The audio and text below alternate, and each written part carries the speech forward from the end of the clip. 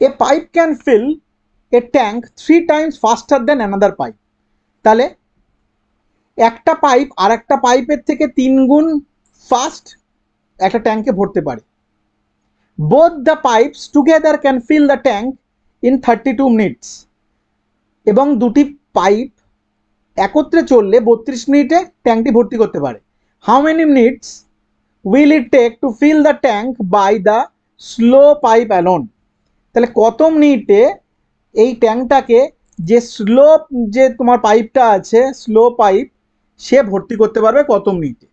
তাহলে একটি পাইপ এ আরেকটি পাইপ যদি বি ধরে নিই, তাহলে একটা 3 গুণ আরেকটার থেকে, ঠিক আছে।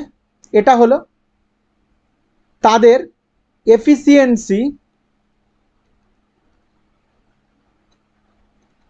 কি হয়ে যাচ্ছে 3 + 1 = 4। তাহলে ক্যাপাসিটি,